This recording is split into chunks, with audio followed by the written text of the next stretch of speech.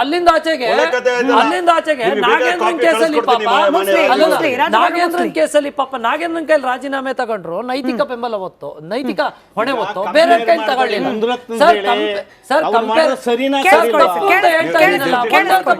ಹೇಳ್ತಾನೆ ಇದೀನಿ ನಾನು, ಫ್ರಮ್ ದ ಬಿಗಿನಿಂಗ್ ಅದನ್ನೇ ಹೇಳ್ತಾ ಇದೀನಿ. ತಪ್ಪು ಹೇಳ್ಬೇಕು ಸರ್, ಅವ್ರು ಮಾತಾಡಿ ತಪ್ಪಲ್ಲ, ಬಿಜೆಪಿ ಕ್ರಮ ಕೈಗೊಳ್ಬೇಕಲ್ಲ ಸರ್. ಹಂಗಾರೆ ನೀವು ಒತ್ತಾಯ ಮಾಡಿ ಸರ್, ನಾನು ಒತ್ತಾಯ ಮಾಡಿ ಸರ್, ಅರೆಸ್ಟ್ ಮಾಡಿದಿರಲ್ಲ ಸರ್, ಅರೆಸ್ಟ್ ಮಾಡಿದಿರಿ, ಎಲ್ಲ ಮಾಡಿದಿರಿ. ನಾವು ಮಾಡಿಲ್ಲ ರೀ, ಇನ್ವೆಸ್ಟಿಗೇಷನ್ ಆಫೀಸರ್ ಕಾಂಗ್ರೆಸ್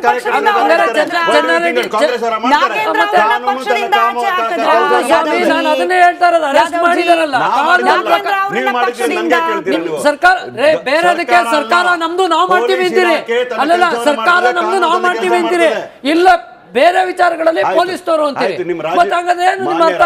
ಹಂಗಾರೆ ಪೊಲೀಸ್ ತೋರು ನಿಮ್ ಕೈಲಿಲ್ಲ, ಸರ್ಕಾರ ನಿಮ್ ಕೈಲಿಲ್ಲ. ಆಡಳಿತದಲ್ಲಿ ಯಾವ್ದ್ರಲ್ಲಿ ಮೂಗು ತೋರಿಸಬೇಕು ಅರ್ಥ ತಿಳ್ಕೊ. ಪಾಲಿಸಿ ಮೇಕರ್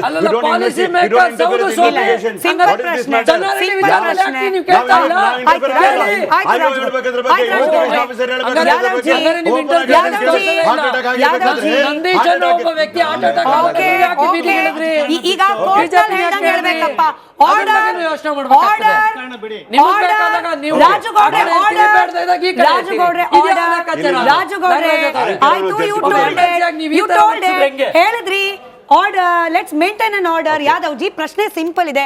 ನೀವು ಬಿಜೆಪಿಯನ್ನ ಮುನಿರತ್ನ ಅವರನ್ನ ಆಚೆ ಹಾಕಿ ಅಂತ ಕೇಳ್ತೀರಿ ಅಂದ್ರೆ ದಲಿತರ ದುಡ್ಡನ್ನ ನುಂಗ್ ಹಾಕಿದ್ದಾರೆ ಅನ್ನೋ ಆರೋಪ ಹೊತ್ತು ಜೈಲಿಗೆ ಹೋದ್ರಪ್ಪ ನಾಗೇಂದ್ರ ಅವರು. ಆಚೆ ಹಾಕಿದ್ರ ಕಾಂಗ್ರೆಸ್ನವರು, ಅಲ್ಲೂ ದಲಿತರಿಗೆ ಅನ್ಯಾಯ ಅಲ್ವಾ? ಅಲ್ಲಿ ಏನು ಆಗಿಲ್ಲ. ಉತ್ತರ ಕೊಡಿ. ಈಗ ವಾಲ್ಮೀಕಿ ನಿಗಮದಲ್ಲಿ ಆಗಂತ ಹಗರಣ ಬಂದಾಗ, ಪಬ್ಲಿಕ್ ಡೊಮೇನ್ ಬಂದಾಗ, ಮೊಟ್ಟ ಮೊದಲ ಬಾರಿಗೆ ನಾವೇ SIT ರಚನೆ ಮಾಡಿದವರು. ಹೇಳಿ ಒಂದ್ ನಿಮಿಷ, ಮಾತಾಡಿ. ರಾಜು SIT ರಚನೆ ಮಾಡಿ ಕೇಳಿ. ಒಂದು ಕಡೆ ಆ ಹಣವನ್ನ ರಿಕವರಿ ಮಾಡ್ತಕ್ಕಂಥ ಕೆಲಸವನ್ನ ಮಾಡಿದ ಒಂದು ಕಡೆ. ಆ ಸಂದರ್ಭದಲ್ಲಿ ಮಾತಾಡಿದ ಹೇಳಿಕೆಗಳು ಎಷ್ಟಿತ್ತು ಗೊತ್ತಾ? ಇವ್ರು ಮಾಡಿದಂಥ ಹೇಳಿಕೆಗಳು, ಬಿಜೆಪಿಯವರು ಕೌನ್ಸಿಲ್ ಅಲ್ಲಿ, ಅಸೆಂಬ್ಲಿಯಲ್ಲಿ ಮಾಡಿದಂಥ ಹೇಳಿಕೆಗಳನ್ನು ದಲಿತರಿಗೆ ಹಿಂಗ್ ಮಾಡಿದ್ರು, ಹಂಗ್ ಮಾಡಿದ್ರು ಅಂತ ಇಲ್ಲಿ ಕೇಳಿ. ನಾವು ಮುಗಿಸ್ತೀನಿ ರಾಜು, ಒಂದು ನಿಮಿಷ ಕೇಳ್ಕೊಳ್ಳಿ ರಾಜು. ಅರೆ ಪ್ಲೀಸ್ ಲಿಸನ್ ಟು ಮೀ. ಇಷ್ಟೆಲ್ಲ ಆಪಾದನೆ ಮಾಡಿದವ್ರಿಗೆ ಎಷ್ಟು ನೈತಿಕತೆ ಇರಬೇಕು? ಇವತ್ತೊಂದು ದಿವಸ ದಲಿತರ ಬಗ್ಗೆ ಇಷ್ಟೊಂದು ಅಸಹ್ಯವಾಗಿ ಮಾತಾಡ್ತಕ್ಕಂಥ ವ್ಯಕ್ತಿ ಮೇಲೆ ಅರೆಸ್ಟ್ ಅಲ್ಲ ರೀ.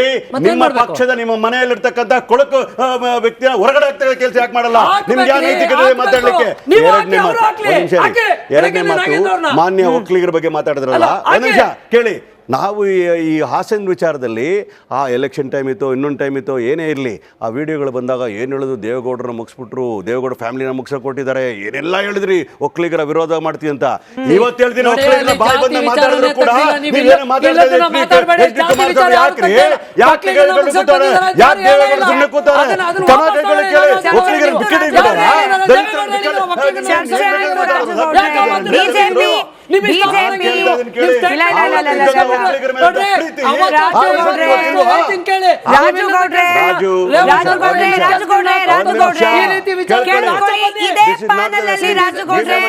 ರಾಜಗೌಡ್ರೆ, ಇದೇ ಪ್ಯಾನಲ್ ಅಲ್ಲಿ ನಿಮ್ಮ ಪಕ್ಕದಲ್ಲೇ ಕೂತಿದ್ದ ಬಿಜೆಪಿಯ ಪ್ಯಾನಲಿಸ್ಟ್ ಗಳು ಹೇಳಿದ್ದಾರೆ, ಪ್ರಜ್ವಲ್ ರೇವಣ್ಣ ಡಿಬೇಟ್ ಅಲ್ಲಿ ಇಲ್ಲಿ ಜಾತಿ ಕಾರ್ಡ್ ಪ್ಲೇ ಆಗ್ತಿದೆ ಹೇಳಿದ್ದಾರೆ. ನಾವಿಲ್ಲ ಅನ್ನೋಂಗಿಲ್ಲ. ಬಂದೆ ಸರ್, ಕಂಪ್ಲೀಟ್ ಮಾಡಿ ಮೂರ್ತಿ ಸರ್, ಯುವಕ ನಾಯಕರಿದ್ದಾರೆ. ಇಶ್ಯೂ ಮಾತಾಡೋ ರಾಜಕಾರಣ ಮಾಡ್ತಿರ್ಲಿ. ಇಶ್ಯೂ ಮಾತಾಡೋದು ಬೇಡವಾ? ಒಂದ್ ನಿಮಿಷ ಹೇಳ್ತಾ ಇದೀನಿ ಅಂತಂದ್ರೆ, ಇಲ್ಲಿ ಒಂದು ಸಾಮಾಜಿಕ ಹೋರಾಟ ಮಾಡ್ತಕ್ಕಂಥವ್ರು ಇದ್ದಾರೆ, ಒಬ್ಬ ವಿರೋಧ ಪಕ್ಷದ ನಾಯಕರುಗಳು ಇರ್ತಾರೆ, ಒಬ್ಬ ಕ್ರೈಮ್ ರಿಪೋರ್ಟ್ ಇರ್ತಾರೆ. ಎಲ್ಲರಲ್ಲೂ ಮನವಿ ಮಾಡ್ತಕ್ಕಂಥದ್ದು ನಾನೇನಂತಂದ್ರೆ, ಆರ್ ಕನ್ನಡದಲ್ಲಿ ಮಾತಾಡೋ ಸಂದರ್ಭದಲ್ಲಿ ಇಂತಹ ಕೊಳಕು ಮನಸ್ಥಿತಿಗಳ ಮೇಲೆ ನಾವು ಯಾರು ಕೂಡ ಸಹಿಸ್ಕೋಬಾರ್ದು, ಯಾವ ಪಕ್ಷದವ್ರು ಒಂದ್ ನಿಮಿಷ ಸಹಿಸ್ಕೋಬಾರ್ದು, ಅದನ್ನ ಜಸ್ಟಿಫೈ ಮಾಡ್ಕೋಬಾರ್ದು ಅಂದಾಗ ದೃಷ್ಟಿಕೋನದಿಂದ ಮಾತಾಡ್ತಾ ಇರ್ತಕ್ಕಂಥದ್ದು. ಯಾವುದೇ ಪಕ್ಷದಲ್ಲಿ ಇಂಥ ವ್ಯಕ್ತಿಗಳಿದ್ರೆ ಅಂಥವ್ರಿಗೆ ಮನೆ ಹಾಕಬಾರ್ದು ಅಂತ ಮನವಿನ ಮಾಡ್ಲಿಕ್ಕೆ ಕೂತಿದೆ. ಒಂದ್ ನಿಮಿಷ ಮೇಡಮ್, ನಾನು ಕೇಳ ಒಕ್ಕಲಿಗರ ವಿಚಾರ ಯಾಕೆ ಮಾತಾಡ್ತೀನಿ ಅಂತಂದ್ರೆ, ಒಕ್ಕಲಿಗರಾಗ್ಲಿ, ದಲಿತರಾಗ್ಲಿ, OBCಗಳಾಗಲಿ ಯಾರಿಗೂ ಬಿಟ್ಟಿಗೆ ಬಿದ್ದಿಲ್ಲ. ಯಾರು ಕೂಡ ಅವ್ರ ಬಾಯಿ ಬಂದಂಗೆ ನಾಲ್ಗೆ ಹರಿ ಬಿಡ್ಲಿಕ್ಕೆ ಸಾಧ್ಯನೇ ಇಲ್ಲ.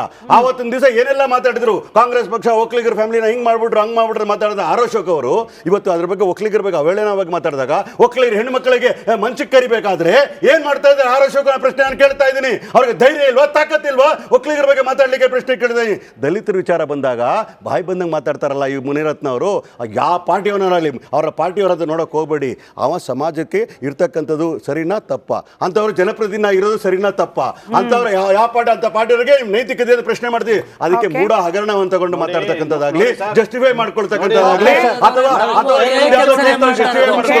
ನೀವು ಉದ್ದುದ್ದ ಪುಂಖಾನುಪುಂಖವಾಗಿ ಮಾತಾಡ್ಬಿಟ್ರೆ ನಾವು ಅದನ್ನೇ ಮಾತಾಡ್ತಾ ಇರೋದು, ನಾವು ಅದೇ ವಿಚಾರನ ಹೇಳ್ತಾ ಇರೋದು. ಹೌದು, ಈಗ ಏನ್ ಕ್ರಮ ಕೈಗೊಳ್ಬೇಕು ಕೈಗೊಳ್ಳಿ ಅಂತ ಹೇಳ್ತಾ ಇದೀವಿ. ನಾವು ಕ್ರಮ ಕೈಗೊಳ್ಬೇಡಿ ಫೋನ್ ಮಾಡಿದೀವ ನಾವು. ದಲಿತರಿಗೆ ಅದು ನೋವನ್ನ ಒಂಚೂರು ಹೇಳಕ್ ಬಿಡ್ರಿ, ಖಂಡಿತ ಹೇಳಿ ಹೇಳಕ್ ಬಿಡ್ರಿ ಒಂಚೂರು. ಯಾಕೆ ರಾಜಕಾರಣ ಮಾಡ್ತೀರಾ? ಏನ್ ಸಿದ್ದರಾಮಯ್ಯ ಗೌರ್ಮೆಂಟ್ ಅಲ್ಲಿ ಏನೇನ್ ಮಾಡಿದ್ದಾರೆ?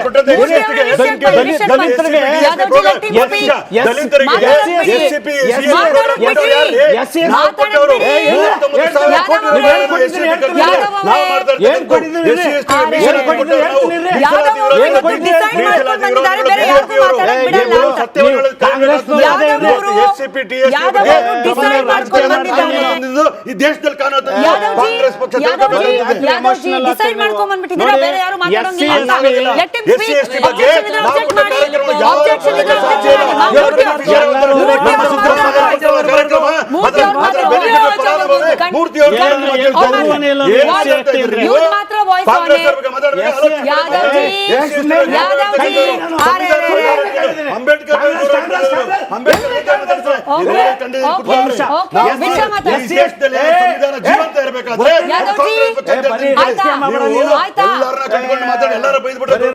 Welcome back.